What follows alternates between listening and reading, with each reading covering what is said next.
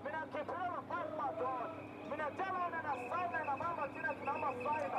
workers have been on an illegal strike over wage since Friday.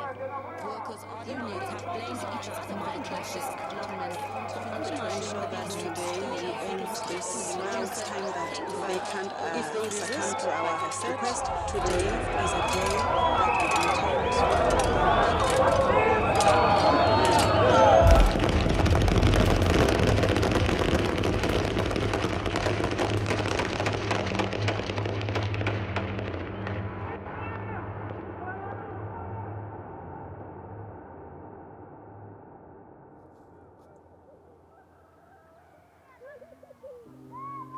A decade has passed since 44 people were murdered in Marikana. This marked the first time in our post-apartheid history that the government has so viciously turned its guns on its own people. Who has paid the price for this tragedy that spans hundreds of kilometers across South Africa and its neighbors? First, to the Eastern Cape, where the majority of the victims' families reside. Kule minyaka ke ilishumi kusenzima kakhulu kona izinto zininzi ezingaka hambe ngendlela ezasifuna ngayo thina phambi ngoba kwenzeke lento yaseMarikana ndandihlala nenkosikazi nonyana ndisebenza nayo onyana pha eMarikana ndinomzukulwana umzukulwana ke bendithi xa ndifikile apha endithanda kakhulu umntwana bendithanda kakhulu lo ibithi xa ezawuhamba mhlawumbe unina njengoba emane ebizwa ngunina ele kunina azimele pha kunina abuye azapha athi hayi andikufuni ukuhlala pha ndifuna ukuhlala pha ecawa wakho lelo mkhulu. Emveni koba nje kwenzeke laa nto yaseMarikana ndaphatheka kabuhlungu kakhulu kuba kaloku ndasolelwa ngunyana obendimthanda naye endithanda ndazosolekelwa umzukulwane owa ebhulishwa ngabanye abantwana esikolweni ngoku abantwana baye laa nto bambhulisha ngalaa nto toti wathatha izigqibo zoba makazibulale yena azibophe ngentambo wazibulala. So emveni koko nje impilo khange bentle ekhapha kumama wasekhapha umama lapha ekhaya zange kabe impilo yakhe ibe right ukusukela nje ngoko zange ibe right okoko ndihla ndinyuka naye ehamba koogqirha ngempilo engekho right tu toti kwazofikelela ethubeni loba ke ngoku athathwe ngumdali wakhe uNkulunkulu.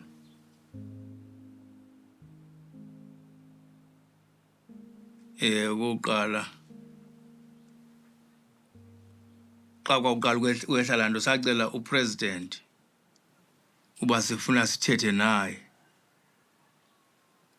nomphathiswa wamaphoyisa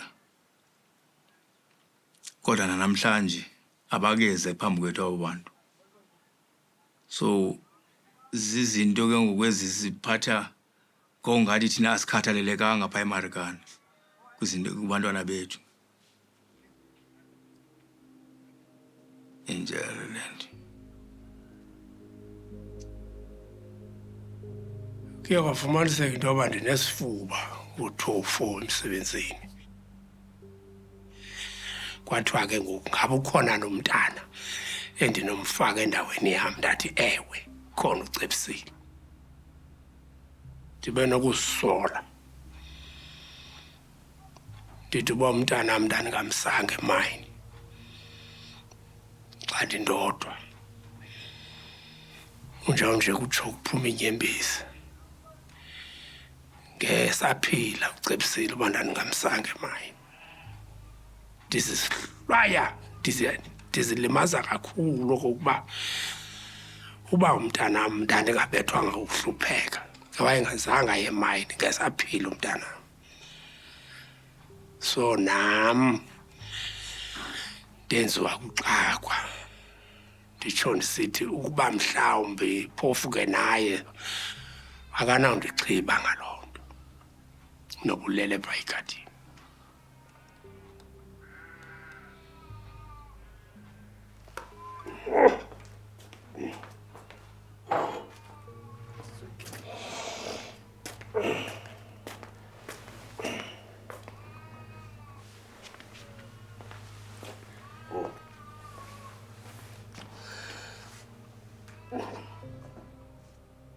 It's difficult to try and paint this picture, take people through the process, how the families have been suffering at the hands of the state. When you meet them, you can see that the pain they are suffering is no different from the pain that they suffered back in 2012. We forget the price that the families, to live with this trauma, what it did to them. And I think the worst part is that when they try to look for help, crying for help, especially directed to the state, no one wants to say anything. No one is willing to come to them, even privately, come to the families, say you are sorry.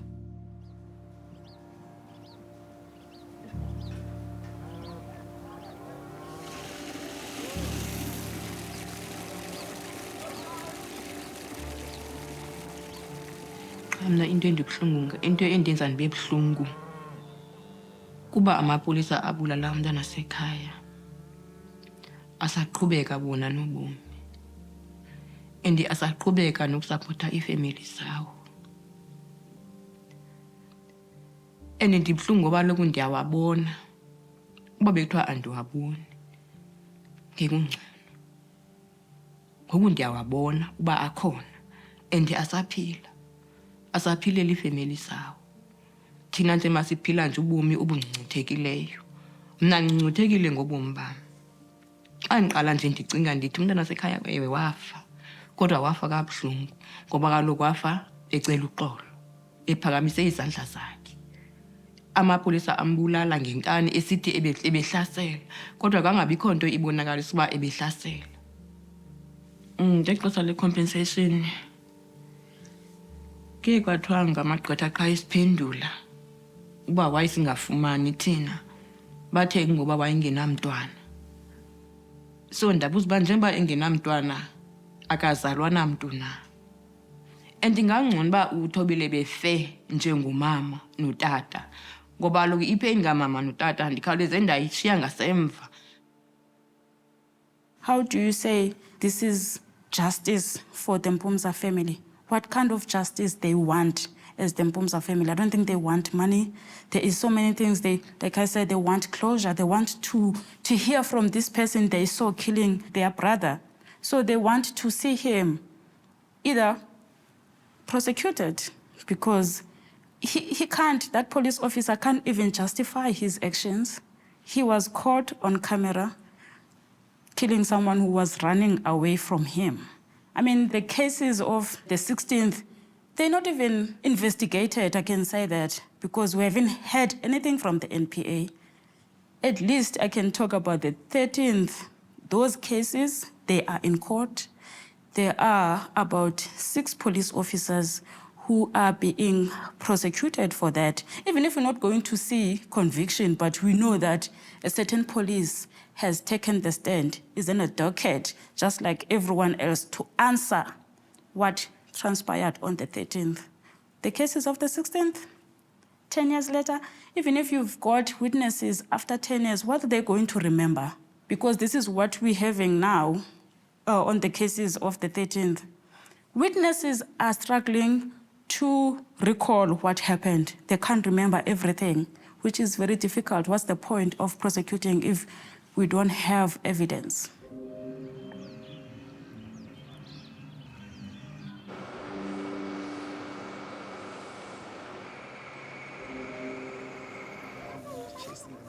Trapped by their circumstances, many of those who were impacted by the Marikana massacre had to work for the mine.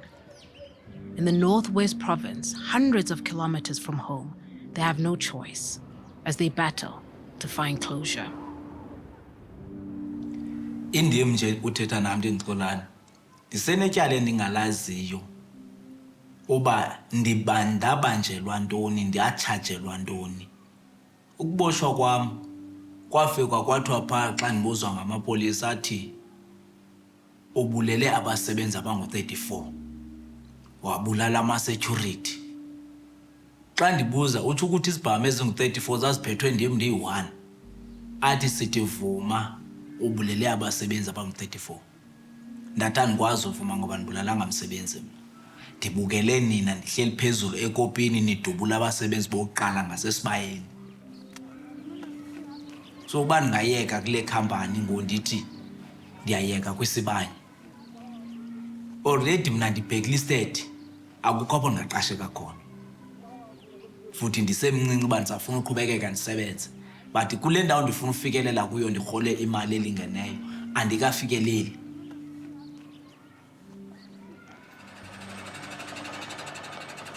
As mine yazi ndifike ngo-2014. Xa uphela i-Farlam Commission, kuye kwanyanzeleka into yokuba masizorepleyisa. Nto leyo yayingekho mnandi xa kwabe kunyanzelekile. Akho mnandi into okokubana uye ngqo kulaa ndawo yazi uba igazi lomyeni wakho laphalala khona. Uya kwakulaa mqeshi uyi-1. Mqeshi lo umyeni wakho wathi xa ifuna imali yokuba abe niphila ubomi obungcono, wakhetha ukumbulala than into yoba amonyuselele. Ezi family ezi-44 andazi afuna uxoka kuba uxolo lungeza xa luvele kweliphi icala. Because i-enga yona iyawuhlala ikhona amen futhi. Ngoba kaloku ubomi bomntu oburepleyiswa. So futhi soze siyithele futhi nalaa nto yoba kanene lo mntu engekho nje kwakutheni. So I don't think I can find a peace to apha entliziyweni yam.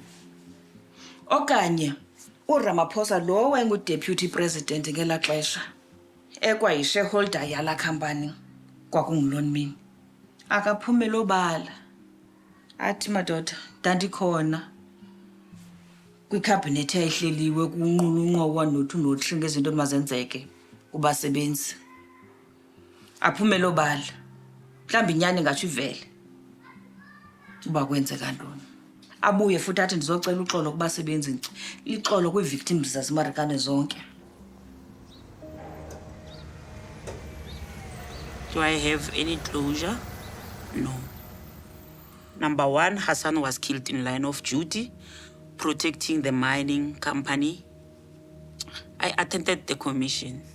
I had allegation, I had people that are alleged to be killed. People killed my husband, but I don't know who are they. Because he was butchered. He was butchered, he was cut, his tongue was cut, everything was cut. Like I buried half of his body. I could not even identify his body. I know that the strikers killed him because they were angry. They wanted to fight management and burn mine properties. And Hassan and his colleague, they were standing on their way. So they became victims. I don't know. I don't have a closure. I'm now the breadwinner. I have to take care of his family in Malawi. 3 sisters and 3 brothers. I must make sure my kids, they survive. It was not an easy thing that I can tell you. So when we talk about Marikana, we have to talk about Marikana collectively. We mustn't miss any information. We must talk about where it started, who started it. Why did they kill people? If you were contesting nicely, people do contest, yeah? They have a right to contest. So why do you take the sharp weapons and pangas and kill people if you want money to give you 12,500? So we all lost, irrespective of how your loved ones died, but we were all given dead bodies. So for us to resolve Marikana, we must take it collectively and grow and learn from it and build a new Marikana. My role in the Marikana Commission was to be the chairperson of the commission, to find out what happened at Marikana, and in particular what went wrong, and to suggest ways of ensuring that there wouldn't be a recurrence, or if there was a recurrence, that the seriousness of it would be substantially diminished. many of the people hoped that the whole thing would come to an end. There'd be a finding of liability, there'd be a payment of compensation, and that those responsible for what happened, certainly on the police side, would be dealt with appropriately, either by disciplinary proceedings or even possibly criminal proceedings. The immediate problem is the public order policing problem. That's why the Commission recommended the appointment of a panel of experts to advise on what world best practice would be and how problems of the kind that were encountered wouldn't be encountered again. A panel was appointed. They sat for 2 years. They produced a lengthy report which contains 136 recommendations. It does appear that certainly as far as the main recommendations are concerned, the recommendations were not implemented. But that's very important because while these recommendations remain unimplemented, there's always the danger that there will be another Marikana. 10 years later, what still haunts me, it's finding justice for the families. You know, when I started this journey with them, it was all about finding justice. And we were so sure we will get justice for you. And we painted this picture of how to, finding justice is, first of all, everyone that was responsible for the killings must be, take that accountability. Number two, the state must compensate everyone for what happened. Number three, we put the Marikana story on the agenda each and every time so that it's not forgotten. It mustn't be something that we talk about it when it's the 16th of August. That's it, and then we forget. We must make sure that what happened, it must never happen again. I think when we think about events like Marikana and the tragedy that unfolded in the way that it did, we need to think not only about the event itself, but all of the conditions that led up to it. These things don't just happen, they don't just kind of pop up as a moment and kind of disappear again.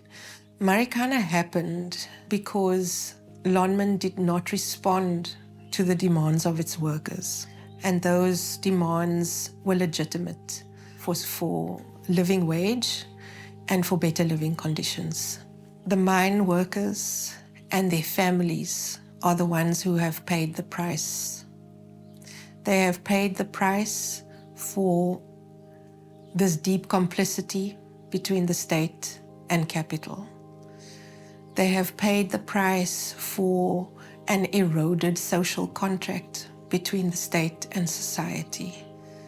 They are a symptom, a deeply tragic symptom of the betrayal that has happened in this country. And they continue, Marikana families continue to pay the price because they remain largely unacknowledged by the state in the ways that are important. Marikana can happen again because the conditions that created it has not been disrupted or reformed. We need to hold the state accountable for its role, for its lack of oversight, and for the lack of care that it has shown to the Marikana families and communities. In Marikana, the monument to those killed is safely behind security gates at the entrance to the main offices. But the actual sites of all the killings remain unmarked, except for a damp spot at the bus shelter where Hassan Fundi's body was found, except for small markings where bullets chipped away at the rocks around the koppie. And the field where police opened fire is now half covered by an enclosure for bulls, the warning bells around their necks ringing into the night.